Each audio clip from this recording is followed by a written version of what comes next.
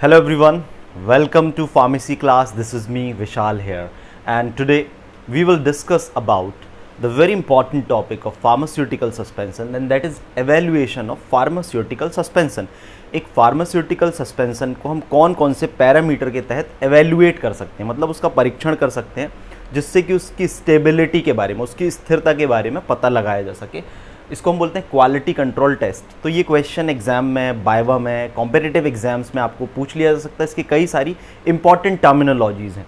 तो quality control test के नाम से भी आ सकता है, quality control test in pharmaceutical suspension और evaluation of stability of pharmaceutical suspension.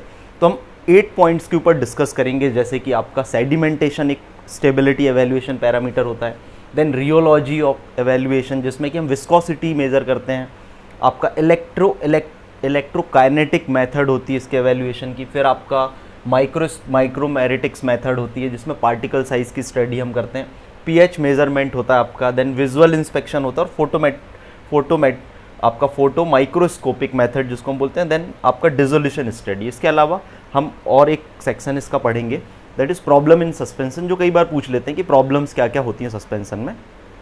तो हम स्टार्ट करते हैं फार्मास्यूटिकल सस्पेंशन के एवेल्युएशन को। उसके पहले हम जब एवेल्युएशन की बात करते हैं तो हमें सस्पेंशन को समझना जरूरी। ऑलरेडी हम कई वीडियोस में इसको डिस्कस कर चुके हैं, लेकिन फिर भी जो फर्स्ट टाइम इस वीडियो को देखेंगे तो उनको सस्पेंशन को जो है क्लियर करना जरूरी है कि सस्पेंशन एक बायोफिजिक सिस्टम है या बायोफिजिक लिक्विड डोजेस फॉर्म है। ये बायोफिजिक का मतलब क्या होता है? बायोफिजिक का मतलब होता है जिसमें दो फेज़ होते हैं। दो फेज़ कैसे होते हैं? एक सॉलिड होता है। अब ये जैसे हमने शुगर के पार्टिकल्स को पानी में घोला तो वो शुगर के पार्टिकल्स पानी में घुल के एक फेज सिस्टम बना लेते हैं जिसको हम मोनोफेज बोलते हैं। लेकिन इसमें ये जो पार्टिकल्स होते हैं ये इनसॉल्युबल होते हैं और इसमें सस्पेंडेड होते हैं आपके डिस्पर्जन मीडियम में, इसलिए ये बायोफिजिक सिस्टम कहलाता है। इसमें टू फेज होते हैं, एक आपका सॉलिड और एक आपके लिक्विड। तो अब वो सॉलिड लिक्विड में डिस्पर्स्ड है तो कुछ ना कुछ उसमें प्रॉब्लम आएगी, जिससे हम उसकी स्टेबिलिटी को ज़्यादा से ज़्यादा अच्छा कैसे कर सकते हैं एक सस्पेंशन की, जिसके कुछ एवेल्युएशन पैरामीटर्स जिसकी हम पढ़ेंगे। तो सबसे पहले सेडिमेंटेशन क्या होता है इसको हम समझते हैं। सेडिमेंटेशन में हमको क्या क्या बताना है। कई बार सीधा क्वेश्चन पूछ लेते हैं कि सेडिमेंटेशन इन सस्पेंशन, सस्पेंशन में सेडिमेंटेशन को एक्सप्लेन करिए। तो इसमें हमको क्या एक्सप्लेन करना है? सबसे पहले सेडिमेंटेशन क्या होता है कि जो आपके पार्टिकल्स हैं, आपके पार्टिकल्स क्या होंगे? धीरे धीरे डाउनवर्ड मूवमेंट होंगे। तो पार्टिकल्स का डाउनवर्ड मूवमेंट जो होता है we call it sedimentation. Particles के धीरे धीरे नीचे आने की प्रोसेस को ही हम सेडिमेंटेशन कहते हैं। अब इसको हमको कौन कौन से पैरामीटर हम इसमें डिटरमाइन करते हैं आपका जो सेडिमेंटेशन है। तो इसमें पहला पैरामीटर होता है सेडिमेंटेशन वॉल्यूम। सेडिमेंटेशन वॉल्यूम क्या होता है इसको हम समझेंगे, कैसे हम इसको निकाल सकते हैं, और यदि समझ लेंगे तो एग्जाम में भी आप बहुत आसानी से इसको लिख सकते हैं। इसकी प्रोसीजर की बात करें तो जब हम सस्पेंशन होता है हम उसको एक मेजरिंग सिलेंडर में फिलअप कर लेते हैं। मेजरिंग सिलेंडर जिसमें कि उसकी यूनिट्स दी हुई होती हैं, या तो जिसमें आपके वैल्यूज़ दी हुई होती हैं, like 10 ml, 20 ml, 30 ml, approximately 100 ml तक का हम मेजरिंग सिलेंडर ले लेते हैं। उस मेजरिंग सिलेंडर में जिसका भी हमको सेडिमेंटेशन सस्पेंशन का हमको मालूम करना है, हम उस सस्पेंशन को उसमें फिल कर देते हैं। जब हमने उस सस्पेंशन को उसमें फिल कर दिया तो सबसे पहले क्या होगा, आपका सस्पेंशन एक हाइट तक में होगा, तो उस हाइट को हमको नोट कर लेना है, क्योंकि मेजरिंग सिलेंडर में पॉइंट दिए होते हैं। तो सबसे पहले हमने उसको नोट कर लिया, तो वो क्या कहलाएगा? आपका इनिशियल वॉल्यूम कहलाएगा। कि उसका इनिशियल वॉल्यूम क्या है, जिसको कि हम V0 से प्रदर्शित करेंगे फॉर्मूले में, क्योंकि आपका जो सेडिमेंटेशन वॉल्यूम होता है वो क्या होता है, that is the ratio of ultimate volume और इनिशियल वॉल्यूम। हम ये समझते हैं कि क्या होता है इनिशियल वॉल्यूम, तो जो स्टार्टिंग में उसकी रीडिंग आई है आपके जो सस्पेंशन की हाइट है जो उसके, क्योंकि उस समय उसके जब स्टार्टिंग में हम बात करें तो पूरे तरीके से डिस्पर्स्ड है पार्टिकल और ऊपर तक है। धीरे धीरे वो नीचे आएंगे जिसको कि हम बोलते हैं सेडिमेंटेशन, और नीचे की ओर आकर बैठेंगे पार्टिकल्स, जिसको कि हमको देखना है कि पार्टिकल्स कितने नीचे तक आ रहे हैं, और वो उसकी स्टेबिलिटी को दर्शाता है। कैसे, इसको हम समझते हैं। अब टाइम, अलग अलग टाइम पर हमको देखना ये है कि जो पार्टिकल्स हैं वो कितने नीचे आए हैं, वो पार्टिकल्स जो है सेडिमेंट होते होते कितने नीचे आए हैं, इसको हमको डिटरमाइन करना है अलग अलग टाइम पे। जैसे 1 दिन, 2 दिन, 3 दिन, 4 दिन और 7 डेज़ के इंटरवल में। जब हम इसको लॉन्ग टर्म तक स्टोर करेंगे, सस्पेंशन जब प्रिपरेशन बन गई, 1 साल 2 साल उसकी सेल्फ लाइफ होती है, एक्सपायरी डेट होती है, तो उसको हम स्टोर करेंगे, तो उस ड्यूरिंग द स्टोरेज वो कितना आपका जो है नीचे उसके सेटलिंग होगी, सस्पेंशन की सेडिमेंटेशन होगा, ये स्टडी हमको देखनी है। तो हम एक स्टडी करेंगे एवेल्यूएशन के तहत, जिससे कि उसकी हम सेल्फ लाइफ और एक्सपायरी डेट को डिज़ाइन भी कर सकते हैं और स्टेबिलिटी भी बता सकते हैं सस्पेंशन की। तो टाइम के अकॉर्डिंग तो चांसेस ये हो सकता है कि सेडिमेंट इतना आ जाएगा, तो जो लास्ट वाला जो आ रहा है ये अल्टीमेट आपका क्या हो जाएगा, वॉल्यूम हो जाएगा। तो हम क्या करेंगे, आपका जो सेडिमेंटेशन वॉल्यूम है उसको हम एफ से इंडिकेट करते हैं, और इसकी जो वैल्यू है आप यहाँ पर अल्टीमेट वॉल्यूम को पुट करके और इनिशियल वॉल्यूम को पुट करके डिटरमाइन कर सकते हैं। ठीक, तो अब ये जो वैल्यू होती है हमेशा याद रखना, ये कॉम्पिटिटिव एग्जाम में पूछा जाता है, जो सेडिमेंटेशन की वॉल्यूम होती है ये 1 से अधिक कभी नहीं हो सकता, इसकी वैल्यू हमेशा 1 या तो 1 से कम होगी। अब हम देखते हैं इसको हम ग्राफ के माध्यम से डिटरमाइन कर सकते हैं, जैसे अलग अलग टाइम पे हम देखेंगे तो सेडिमेंटेशन की जो वैल्यू होगी वो क्या होगी, डिफरेंट आएगी। तो यदि ग्राफ की हम बात करें, यदि ग्राफ हमको हॉरिजॉन्टल मिलता है, हॉरिजॉन्टल मतलब सीधी लाइन हमको मिलती है देखने को ग्राफ में, तो ये एक तरीके का आइडियल सस्पेंशन माना जाता है। हॉरिजॉन्टल लाइन हमको कब मिलेगी, अलग अलग टाइप इंटरवल में, जब ये वैल्यू में फ्लक्चुएशन नहीं है, इसका मतलब उसमें सेडिमेंटेशन हो ही नहीं रहा है, और यदि सेडिमेंटेशन नहीं हो रहा है तो फिर तो ये एक आइडियल सस्पेंशन बन जाएगा। लेकिन ऐसा पॉसिबल नहीं है, लेकिन फिर भी हम पॉसिबिलिटी पूरा इस तरीके से करते हैं कि सस्पेंशन में सेडिमेंटेशन के चांसेस कम हो during the time of storage, क्योंकि पार्टिकल एक बार नीचे बैठ गए और हार्ड केक बन गए तो वो थोड़ा सा एक प्रॉब्लम क्रिएट करता है। तो हम सेडिमेंटेशन वॉल्यूम में इस चीज़ की स्टडी करते हैं। फिर सेकंड इसमें एक और पैरामीटर आपको जो है सेडिमेंटेशन के अंतर्गत बताना है, and that is degree of flocculation. अब डिग्री ऑफ फ्लॉक्यूलेशन क्या होता है, डिग्री ऑफ फ्लॉक्यूलेशन में आप बताएंगे कि कंपैरेटिव स्टडी हो जाएगी फ्लॉक्यूलेटेड सस्पेंशन। अब ये फ्लॉक्यूलेटेड वर्ड आपके सामने आया तो क्या होता है, हम सस्पेंशन में कई बार कुछ इस तरीके के एजेंट मिला देते हैं जिससे कि वो फ्लॉक्यूल्स बनाते हैं। फ्लॉक्यूल्स बनाते हैं, इसका मतलब जो पार्टिकल्स होते हैं वो ग्रुप बनाते हैं। लेकिन ऐसा करते क्यों हैं हम, कई बार क्या होता है कि सस्पेंशन में हम फ्लॉक्यूल्स तो बनाते हैं लेकिन वो लूज एग्रीगेट होते हैं, इजीली रीडिस्पर्स्ड हो जाते हैं, क्योंकि जो डीफ्लॉक्यूलेटेड सस्पेंशन होता है जिसमें फ्लॉक्यूलेटिंग एजेंट ऐड नहीं किया है, यदि वो पार्टिकल्स नीचे बैठ जाते हैं तो दोबारा क्या होता है, वो पार्टिकल्स रीडिस्पर्स करना डिफिकल्ट हो जाता है, इसलिए फ्लॉक्यूलेटेड सस्पेंशन को हम डिज़ाइन करते हैं। अब हमको डीफ्लॉक्यूलेटेड और फ्लॉक्यूलेटेड सस्पेंशन को क्या करना है, देखना है कि कौन सा ज़्यादा स्टेबल है या रीडिस्पर्सिबिलिटी किसकी ज़्यादा है। तो हम कई बार डिग्री ऑफ फ्लॉक्यूलेशन भी निकालते हैं। ये क्या होता है, इसको हम बीटा से रिप्रेजेंट करते हैं, F/F इन्फिनाइट। इसका मतलब क्या है कि ये आपका जो फ्लॉक्यूलेटेड सस्पेंशन है उसका सेडिमेंटेशन जो है, हमने ये मेथड निकाली सेडिमेंटेशन वॉल्यूम की, सिमिलर हम परफॉर्म करेंगे फ्लॉक्यूलेटेड सस्पेंशन के लिए, और हमारा एक डीफ्लॉक्यूलेटेड सस्पेंशन होगा उसके लिए हम ये वैल्यू निकालेंगे, क्या, आपका सेडिमेंटेशन वॉल्यूम। तो sedimentation volume, degree of sedimentation volume of flocculated suspension upon degree of sedimentation of deflocculated suspension. ठीक है, तो इससे क्या होगा, हमें ये डिफरेंस पता चलेगा कि आपका फ्लॉक्यूलेटेड सस्पेंशन और डीफ्लॉक्यूलेटेड सस्पेंशन में जो है सेडिमेंटेशन का रेट क्या है। डेफिनेटली आपका फ्लॉक्यूलेटेड सस्पेंशन में सेडिमेंटेशन का रेट ज़्यादा होगा, लेकिन रीडिस्पर्सिबिलिटी कैपेबिलिटी उसकी क्या होगी, आपकी ज़्यादा होगी सस्पेंशन उसका फ्लॉक्यूलेटेड सस्पेंशन की। तो ये हमें ये सारी चीज़ें जो सेडिमेंटेशन के अंतर्गत डिस्कस करनी बहुत इंपॉर्टेंट है। Sedimentation of suspension, settling of suspension, इस तरीके से क्वेश्चन पूछा जाता है। तो आपको सिंपली बताना है कि सेडिमेंटेशन क्या है, पार्टिकल्स धीरे धीरे डाउनवर्ड्स आते हैं जिसके कारण वो नीचे हार्ड केक बना सकते हैं। तो ये कितना सेडिमेंटेशन हो रहा है उसको हमको मेज़र करना है, that we call the sedimentation. और हम इसको कैसे मेज़र कर सकते हैं, सेडिमेंटेशन वॉल्यूम निकालकर और डिग्री ऑफ फ्लॉक्यूलेशन के तहत हम इसको 2 पैरामीटर होते हैं जिससे हम इसको रिप्रेजेंट कर सकते हैं। Now the next we'll discuss about the quality control tool, that is rheological evaluation। rheological evaluation का मतलब क्या होता है, rheology का मतलब होता है कि किसी भी लिक्विड की फ्लो प्रॉपर्टी के बारे में पढ़ना। अब हमारा जो सस्पेंशन है हम उसमें क्या पढ़ेंगे, उसकी विस्कोसिटी क्या है। विस्कोसिटी से भी क्या होता है, आपका सेटलिंग रेट पता चलेगा। विस्कोसिटी से क्या होगा, जैसे मान के चलो सॉलिड पहले आपके पूरे में डिस्पर्स्ड है, अब धीरे धीरे नीचे आएंगे सॉलिड, तो नीचे की विस्कोसिटी ज़्यादा बढ़ेगी उन सॉलिड्स के कारण, यहाँ की कम होगी और यहाँ की सबसे कम होगी यदि सॉलिड नीचे सेटल डाउन हो रहे हैं। तो ये तो अलग अलग पॉइंट में हम विस्कोसिटी डिटरमाइन कर सकते हैं। तो जनरली जो सस्पेंशन होते हैं उनमें सॉलिड डिस्ट्रीब्यूटेड होते हैं, तो ये एक तरीके का नॉन न्यूटोनियन फ्लूइड कहलाता है। नॉन न्यूटोनियन फ्लूइड क्या होते हैं, जब हम फ्लूइड को पढ़ते हैं तो फ्लूइड को 2 कैटेगरी में डिवाइड करते हैं। जैसे नॉर्मल वाटर है, दैट इज़ न्यूटोनियन फ्लो, जितना उसमें प्रेशर अप्लाई करते हैं हम उसका फ्लो बढ़ता जाता है। लेकिन इनमें क्या होता है कि ये जो है आपका एक तरीके के स्यूडो, हम जनरली नॉन न्यूटोनियन फ्लूइड बोलेंगे कि न्यूटन के लॉ को फॉलो नहीं करते हैं। तो सिंपल आपको रियोलॉजी में ये बताना है कि रियोलॉजिकल एवेल्यूएशन में हम विस्कोसिटी डिटरमाइन करते हैं और विस्कोसिटी से हम सस्पेंशन की स्टेबिलिटी के बारे में बताते हैं। कैसे, हम ब्रुकफील्ड विस्कोमीटर का इस्तेमाल करते हैं। इसमें ये ध्यान में रखना है कि हम जो है सेमी सॉलिड और नॉन न्यूटोनियन फ्लो की जो विस्कोसिटी मेज़र करते हैं उसके लिए हम ब्रुकफील्ड विस्कोमीटर का यूज़ करते हैं। ये क्या करता है, measurement at different time interval, हम अलग अलग टाइम इंटरवल में विस्कोसिटी मेज़र कर सकते हैं। जैसे कि हमने सस्पेंसन को 1 दिन के लिए स्टोर किया, 2 दिन के लिए स्टोर किया, 4 दिन, ऐसे कर करके हम 1 ईयर तक भी स्टोर करने के बाद में सस्पेंसन की विस्कोसिटी मेज़र कर सकते हैं। और ये अलग अलग पॉइंट में हमको जो है विस्कोसिटी को बता सकता है आपका ब्रुकफील्ड विस्कोमीटर के तहत। अब एक थिक्सोट्रॉपिक सस्पेंसन आप सुनेंगे कि थिक्सोट्रॉपियन सस्पेंसन क्या होता है कि ड्यूरिंग द स्टोरेज टाइम, जब हमने सस्पेंसन को स्टोर करके रख दिया है तो उसकी विस्कोसिटी ज़्यादा है। मतलब विस्कोसिटी ज़्यादा रहेगी तो उससे क्या होगा, अब हमने स्टडी करी कि ओवरऑल जो सस्पेंसन हमने बनाया इसमें हमने सस्पेंडिंग एजेंट डाले, स्ट्रक्चर्ड व्हीकल डाले, तो उसका हमको स्टडी करनी है कि ये आपकी विस्कोसिटी को स्टोरेज के टाइम पे प्रॉपर मेंटेन रख रहा है कि नहीं रख रहा है।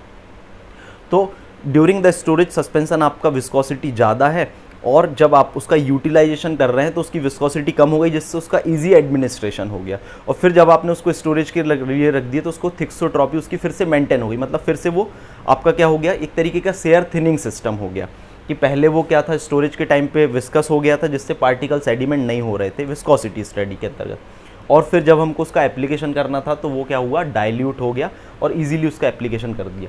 तो रियोलॉजिकल एवेल्यूएशन में आपको ये बताना है कि हम इसमें क्या करते हैं, ब्रुकफील्ड विस्कोमीटर से सस्पेंशन की विस्कोसिटी डिटरमाइन करते हैं कि अलग अलग टाइम पर उसकी विस्कोसिटी पर क्या इम्पैक्ट पड़ा।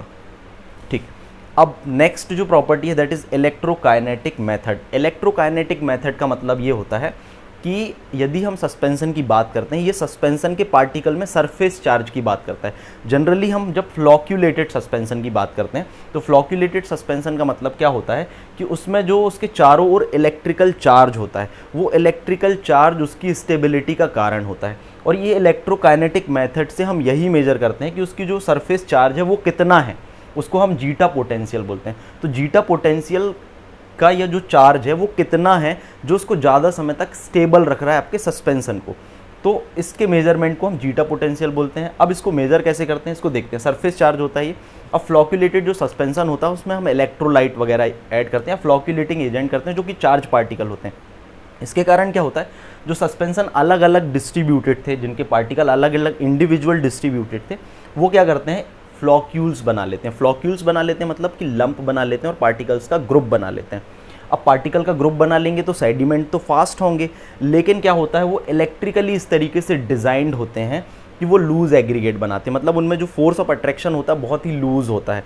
इजीली जब हम उसको रीडिस्पर्स करते हैं तो वो अलग अलग हो जाते हैं। तो सस्पेंशन की ये प्रॉपर्टी जो है वो कैसे डेवलप की जा सकती है, उसमें सरफेस में, उसके सरफेस में चार्ज को डेवलप करके। तो कितना उसका जीटा पोटेंशियल है, इलेक्ट्रोकाइनेटिक मेथड में हम यही पता करते हैं सस्पेंशन कि कितना उसमें चार्ज हम उसमें डेवलप करें, जिससे कि उसका जीटा पोटेंशियल इतना रखें जिससे कि पार्टिकल बहुत ज़्यादा हार्ड केक भी ना बनाए, पास पास आके अटैच ना हो, मतलब कि एग्रीगेट बहुत मतलब कि पावरफुल ना बनाए और इजीली रीडिस्पर्स हो जाए जब हम उसको एजिटेट करें। तो this is the purpose of electrokinetic method, जिसमें हम क्या करते हैं, जीटा पोटेंशियल को डिटरमाइन करते हैं। और ये जीटा पोटेंशियल डायरेक्टली आपका किसके बारे में बताता है, स्टेबिलिटी ऑफ या स्टेबिलिटी पैरामीटर ऑफ सस्पेंशन। अब इसमें generally electrical double layer theory भी हम इसको बोलते हैं कि जो पार्टिकल है आपका उसके चारों ओर डबल लेयर इलेक्ट्रिक की बन जाती है। जब ये मूव करते हैं तो जीटा पोटेंशियल, एक तरीके का पोटेंशियल जनरेट होता है जिसको हम जीटा पोटेंशियल बोलते हैं, और यही आपकी जो उनकी स्टेबिलिटी के लिए रिस्पॉन्सिबल होता है। अब इसको हम मेज़र करने के लिए एक तरीके का एपरेटस का यूज़ करते हैं जिसको हम इलेक्ट्रोफोरेटिक मेथड बोलते हैं। इलेक्ट्रोफोरेटिक मेथड में जनरली हम क्या करते हैं, एक तरीके की सेल होती है ये, जिसमें क्या होता है हम 2 एनोड और कैथोड यूज़ करते हैं, एनोड और आपका कैथोड यूज़ करते हैं। यहाँ पर हम जो भी सस्पेंसन है उसको हम ऐड कर देते हैं। अब हम ये अल्ट्रा माइक्रोस्कोप से ये भी ऑब्जर्व कर सकते हैं कि सस्पेंसन कितने टाइम पर कितना स्टेबल था। अब हम ये देखते हैं कि कौन से, जब ये सस्पेंसन सबसे ज़्यादा स्टेबल था उस समय उसका मैग्नीट्यूड कितना था। यदि हम इसको जो सर्किट इसको कंप्लीट कर दे तो हमें ये पता चल जाएगा, क्योंकि चार्ज पार्टिकल टूवर्ड्स द, जैसे मान के चलो नेगेटिव चार्ज पार्टिकल है तो ये टूवर्ड्स द एनोड मूव करेंगे, एनोड की ओर मूव करेंगे। इससे हम पता लगा सकते हैं कि उन पर मैग्नीट्यूड कितना है, जो इलेक्ट्रोकाइनेटिक, जो इलेक्ट्रोस्टैटिक फोर्स है उनमें इलेक्ट्रिकल फोर्स है, चार्ज है, वो कितना है। तो वो डायरेक्टली प्रोपोर्शनल जो वो होगा जीटा पोटेंशियल के बराबर होगा। तो हमें ये पता चल जाएगा कि कितने जीटा पोटेंशियल में आपका जो सस्पेंशन था वो कितना स्टेबल था, जिसको कि हम इलेक्ट्रोकाइनेटिक मेथड के तहत मेज़र करते हैं। फिर उसके बाद में नेक्स्ट है आपका fourth one is a micromeritics method. Micromeritics method का मतलब ये होता है, माइक्रोमैरिटिक्स कई बार कॉम्पिटिटिव एग्जाम्स में पूछ लेते हैं, रियोलॉजी पूछ लेते हैं क्या होता है, इलेक्ट्रोकाइनेटिक में जीटा पोटेंशियल हम मेज़र करते हैं, और सरफेस चार्जेस को याद रखना। अब माइक्रोमैरिटिक्स का मतलब होता है कि पार्टिकल के साइज़ की स्टडी, क्योंकि अल्टीमेटली जब हम सस्पेंशन की बात करते हैं तो सस्पेंशन में इनसॉल्युबल सॉलिड होते हैं, और आपका जो पार्टिकल साइज़ की बात करें तो पार्टिकल साइज़ ही उसका सबसे बड़ा रोल प्ले करता है। तो पार्टिकल साइज़ कितना ज़्यादा बड़ा है कितना छोटा है, इसको डिटरमाइन करने के लिए हम दो मेथड यूज़ करते हैं। एक माइक्रोस्कोपिक मेथड होती है जो कि थोड़ा सा टफ मेथड होती है, और एक कल्टर काउंटर मेथड होती है। कल्टर काउंटर मेथड थोड़ा सा ईजी होती है। इसमें क्या होता है, एक ओरिफिस होता है, उसमें से इसमें पता कैसे चलता है कि पार्टिकल साइज़ क्या है, एक जो आपका ओरिफिस होता है उस ओरिफिस में से पार्टिकल्स पास होते हैं। अब पार्टिकल जब पास होते हैं तो वो एक तरीके का सिग्नल पास कर देते हैं, तो उससे हमें ये पता चल जाता है कि पार्टिकल का साइज़ क्या है। बेसिकली मेथड ये होती है, तो हम पार्टिकल साइज़ डिटरमाइन कर सकते हैं। तो आपको यही बताना है कि माइक्रोमैरिटिक्स के अंतर्गत हम जो एवेल्युएशन करते हैं सस्पेंशन का वो पार्टिकल साइज़ है। और पार्टिकल साइज़ अब क्या होता है, ड्यूरिंग द स्टोरेज कई बार क्या होता है, पार्टिकल्स जो है आपस में अटैच होकर वो लंप बना लेते हैं या तो क्रिस्टल बना लेते हैं। तो उसको हमको मेजरमेंट करना है तो कैसे कर सकते हैं, माइक्रोस्कोपिक मेथड से कर सकते हैं, जो कि कल्टर काउंटर और माइक्रोस्कोपिक मेथड आपका हम यूज़ कर सकते हैं। क्योंकि आपका इसमें जनरली आपको बताना क्या है कि पार्टिकल साइज़ जो है सस्पेंशन की स्टेबिलिटी में बहुत बड़ा रोल प्ले करते हैं। तो हमें पार्टिकल साइज़ की स्टडी माइक्रोमैरिटिक्स के अंतर्गत हम करते हैं।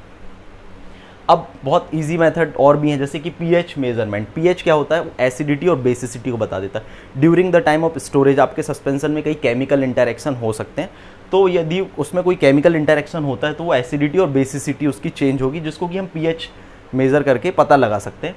तो पीएच पेपर के थ्रू भी हम मेज़र कर सकते हैं और पीएच मीटर के थ्रू भी हम इसको मेज़र कर सकते हैं। तो इसमें हमको सिंपली ये बताना है।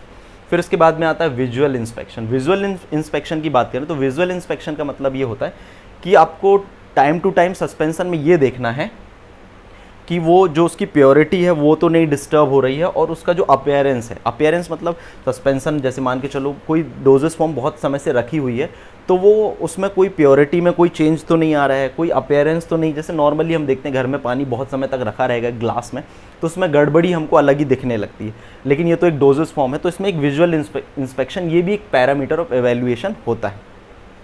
Now photo microscopic method. Photo microscopic another tool of evaluation of suspension, जिसमें क्या कर सकते हैं, we have some kind of strategy जिससे हम जो सस्पेंशन है उसकी एक इमेजिंग ले सकते हैं कि उसके पार्टिकल्स की। तो मान के चलो ड्यूरिंग द स्टोरेज यदि उसमें क्रिस्टल बन रहे हैं या पार्टिकल साइज आपस में जुड़ रहे हैं, तो एक इमेजिंग टेक्निक के तहत, जैसे आज की डेट में हम एक्सरे करते हैं, तो इनका भी एक तरीके से फोटोग्राफी की जा सकती है, जिसको हम फोटो माइक्रोस्कोपिक मेथड बोलते हैं, जिसमें क्रिस्टल के बारे में स्टडी करना है। तो ड्यूरिंग द स्टोरेज टाइम यदि उसमें कोई क्रिस्टल बन रहा है तो हम उसको एवेल्युएट कर सकते हैं कि इस सस्पेंशन में इस पर्टिकुलर इंग्रेडिएंट के कारण या ये ड्रॉबैक के कारण उसमें ये चीज़ें हो रही हैं। तो आपका फोटो माइक्रोस्कोपिक और माइक्रोमैरिटिक्स में पार्टिकल साइज़ की स्टडी इसमें भी कर रहे हैं। इसमें भी हम एक तरीके से पार्टिकल की साइज़ की स्टडी कर रहे हैं, लेकिन एक इमेज के माध्यम से कर रहे हैं। अब डिसोल्यूशन स्टडी की बात करें तो डिसोल्यूशन का मतलब क्या होता है, जैसे हम एक टैबलेट को खाते हैं तो टैबलेट हमारी बॉडी में जाके पाउडर्स फॉर्म में बन जाती है, जनरली एक तरीके का सस्पेंसन हो गया। अब वो सस्पेंसन मतलब उस पार्टिकल में से ड्रग धीरे धीरे रिलीज़ हो रही है, इसको हमको पता लगाना है, तो हम बोलते हैं डिसोल्यूशन स्टडी। तो डिसोल्यूशन स्टडी का मतलब ये होता है कि जो सस्पेंसन है उसमें से ड्रग का रिलीज़ जो है, ड्रग का रिलीज़ टाइमली किस तरीके से हो रहा है, इसको हम डिसोल्यूशन स्टडी से मेज़र कर सकते हैं। इसमें आप बता सकते हैं यूनाइटेड स्टेट जो फार्माकोपिया के यूएसपी एक एपरेटस होता है आपका, यूएसपी डिसोल्यूशन एपरेटस होता है, जिसमें पैडल मेथड वगैरह होती है। उसमें एक बीकर होता है, उस बीकर में क्या करते हैं हम, जो भी हमारा बॉडी फ्लूइड है उसका फ्लूइड ले लेते हैं, 1000 ml की कैपेसिटी का होता है। अलग अलग टाइम इंटरवल में हम उसमें से सैंपल निकालते हैं, जैसे 10 मिनट्स, 20 मिनट्स, आफ्टर 1 आवर अलग अलग हम सैंपल निकालते हैं। स्पेशली यदि हमने सस्पेंसन को सस्टेन्ड रिलीज डिज़ाइन किया है, इन केस उस केस में हम, या सस्पेंसन से धीरे धीरे रिलीज़ हो रहा है मेडिकामेंट्स, तो उसका जो है हम यूवी स्पेक्ट्रोस्कोपी से एब्जॉर्प्शन निकालकर हम डायरेक्ट ये पता लगा लेते हैं कि उसका कॉन्सेंट्रेशन कितना है, एक पर्टिकुलर टाइम के बाद उसका कॉन्सेंट्रेशन किस तरीके से रिलीज़ हो रहा है। तो कॉन्सेंट्रेशन पैटर्न, उसका रिलीज पैटर्न जिसको हम बोलते हैं, डिसोल्यूशन स्टडी के तहत निकाल सकते हैं। तो कौन कौन से एवेल्यूएशन पैरामीटर्स हो गए, सेडिमेंटेशन एक पैरामीटर, फिर उसके बाद में रियोलॉजिकल एवेल्यूएशन की बात करते हैं हम, फिर इलेक्ट्रोकाइनेटिक मेथड हो गई, फिर माइक्रोस्कोपिक मेथड हो गई, पीएच मेजरमेंट मेथड हो गई, विजुअल इंस्पेक्शन हो गया, फोटो माइक्रोस्कोपिक मेथड और डिसोल्यूशन स्टडी। तो इतने सारे पॉइंट्स जब हम एक्सप्लेन करेंगे तो we will get the good marks in the examination. तो evaluation of stability of suspension और क्वालिटी कंट्रोल ऑफ सस्पेंशन। अब इसके बाद में इसके अलावा जो सस्पेंशन में कई बार देखा जाता है कि कौन कौन सी प्रॉब्लम्स आती हैं। तो प्रॉब्लम की बात करें तो सस्पेंशन में जैसे कि कई सारी प्रॉब्लम्स है, कुछ आप बता सकते हैं, जैसे कि एग्रीगेशन, जो सस्पेंशन है उसमें aggregation it is a problem. Aggregation का मतलब क्या होता है, जो पार्टिकल्स होते हैं वो धीरे धीरे एग्रीगेट होते हैं, तो this is the one problem. Normal problem की बात करें तो सस्पेंशन में एग्रीगेशन जैसी प्रॉब्लम होती है। फिर उसके बाद में हम डिस्कस करें तो जैसे केकिंग, सस्पेंशन में क्या होता है, ड्यूरिंग द टाइम धीरे धीरे पार्टिकल्स नीचे बैठेंगे तो केक बनेगा, जिसको हम बोलते हैं हार्ड केक बनने की जो एक प्रॉब्लम होती है, that is the another problem. फिर सस्पेंशन में बात करें तो locking of cap. Locking of cap का मतलब क्या होता है, आपके जो सस्पेंशन के पार्टिकल्स होते हैं जब हम उसको बार बार एडमिनिस्टर करने के लिए यूज़ करेंगे तो उसके जो पार्टिकल हैं वो उसके कैप में आके उसको क्रिस्टल ग्रोथ टाइप की कर सकते हैं, जिससे कि आपके सस्पेंशन की स्टेबिलिटी में इम्पैक्ट पड़ेगा। That is the locking of cap हम बोल सकते हैं। और अल्टीमेटली वो उसकी स्टेबिलिटी में during the time of packaging यदि वो कैप में फंस गए तो वो चांसेस ऑफ उसकी जो स्टेबिलिटी को इम्पैक्ट कर सकते हैं। फिर उसके हम बात करें तो change in the organoleptic property. Organoleptic property क्या होती है, change in the organoleptic property का इसका मतलब ये कि ड्यूरिंग द स्टोरेज उसका अपीयरेंस, टेक्सचर, कलर, टेस्ट, ये सब चीज़ें यदि चेंज होती हैं तो उसको हम बोलते हैं problem in suspension, that is change in the organoleptic property. फिर उसके बाद हम बात करें तो कुछ क्रिस्टल ग्रोथ। क्रिस्टल ग्रोथ का मतलब क्या होता है, क्रिस्टल ग्रोथ का मतलब ये होता है ड्यूरिंग द टाइम ऑफ, जैसे टेम्परेचर कम ज़्यादा होता है तो उनमें पार्टिकल्स जो है आपस में कनेक्ट होकर एक क्रिस्टल जैसा स्ट्रक्चर बना लेते, तो अल्टीमेटली सेडिमेंटेशन होगा, हार्ड केक बनाएगा सस्पेंशन में, वो एक प्रॉब्लम क्रिएट कर देगा। और फिर एक और प्रॉब्लम होती है दैट इज़ रीडिस्पर्सिबिलिटी। रीडिस्पर्सिबिलिटी का मतलब क्या होता है कि एक बार पार्टिकल नीचे बैठ गए, सेटल डाउन हो गए, यदि रीडिस्पर्स नहीं हो रहे हैं तो ये भी एक प्रॉब्लम है।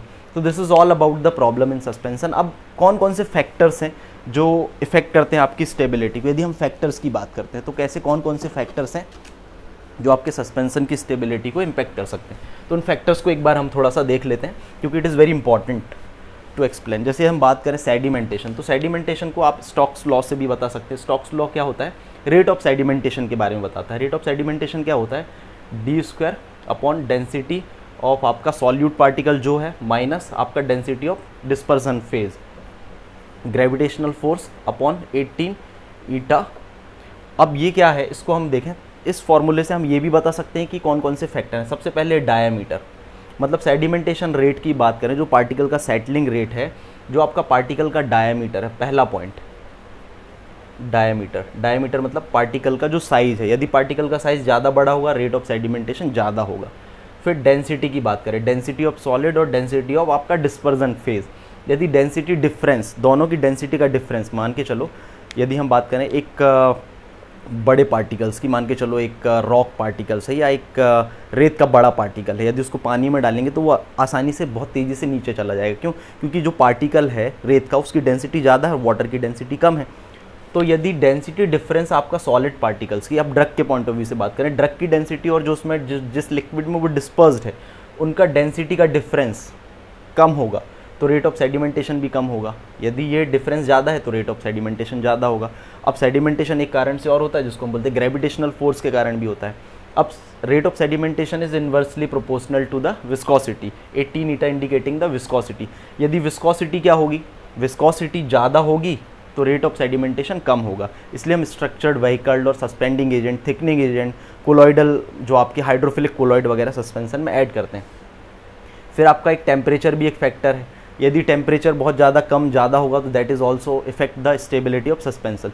तो हमने कौन कौन सी चीज़ें पढ़ी, आपको एग्जाम में जो हेल्प कर सकता है, क्वेश्चंस कई बार फंस जाते हैं इस तरीके के कि एवेल्यूएशन ऑफ सस्पेंशन और क्वालिटी कंट्रोल टेस्ट। तो क्वालिटी कंट्रोल टेस्ट में आपको 8 टेस्ट याद रखना है, 8 में से आपको यदि कोई भी याद रहे तो उनको एक्सप्लेन कर सकते हैं, लेकिन कुछ इंपॉर्टेंट है जैसे कि सेडिमेंटेशन, रियोलॉजिकल प्रॉपर्टी वाला, इलेक्ट्रोकाइनेटिक और माइक्रोमेरिटिक्स, ये तो इंपॉर्टेंट है। उसके अलावा फिर आपका जो थे जो हमने अदर टेस्ट पढ़े, विजुअल इंस्पेक्शन हो, चाहे पीएच हो, आपका डिसोल्यूशन वाला हो, चाहे वो फोटोग्राफिक मेथड वाला हो, ये सारे भी इंपॉर्टेंट है। सो दीज, और फिर उसके बाद में जो प्रॉब्लम्स होती है सस्पेंशन में, लाइक एग्रीगेशन की प्रॉब्लम, केकिंग का प्रॉब्लम, जो आपका लॉकिंग ऑफ कैप हो गया आपका, फिर और भी अदर जो प्रॉब्लम्स हमने पढ़ी like change in the organoleptic characters, crystal growth. So this is all about the suspension. Thank you very much and all the best for your exam.